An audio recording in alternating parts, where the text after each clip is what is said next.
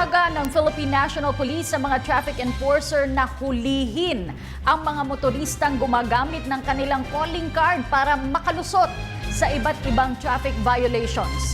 Narito ang ulat ni Alvin Baltazar.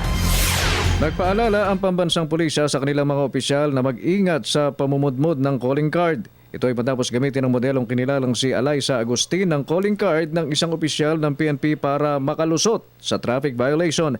Ang gamit na business card ng modelo kay Police Chief Superintendent Alexander Ignacio na Directorate for Plans ng PNP na ginagamit na pangontra para hindi siya hulihin at papanagutin ng mga traffic enforcer sa nagawa nitong paglabag.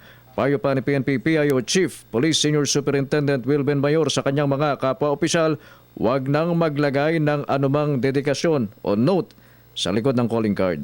Ang mabigat pa nito, ipinagmamalaki pa niya na nag-violate na nga siya sa batas, and yet pinagmamalaki niya.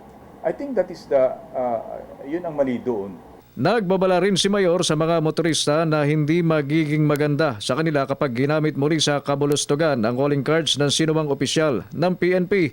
May kautusan na anya sila sa kanilang mga pulis sa field, habang hinimok ni Mayor ang mga traffic enforcers na mas may dahilan para hulihin at papanagutin ang sinumang motoristang isasangkala ng kanilang calling cards sa pagbabakasakaling malibre sila sa pananagutan.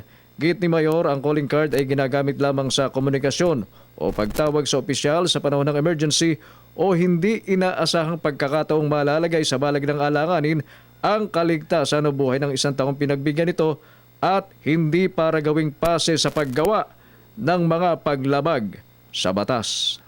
Ang calling card does not vest any right, any authority. It is not a badge or pass to commit a violation. Kung nagpakita siya ng calling card, lalo mong hulihin. Sa pamamagitan naman ng text message, ipinahayag ni General Ignacio na nagbibigay siya ng business card sa mga humihingi sa kanya pero hindi para gamitin sa pagpapalusot o sa anumang transaksyon. Itinanggi rin na Ignacio na kakilala niya si Agustin at hindi rin umano niya ito executive assistant. Para sa Telebisyon ng Bayan, Alvin Baltazar.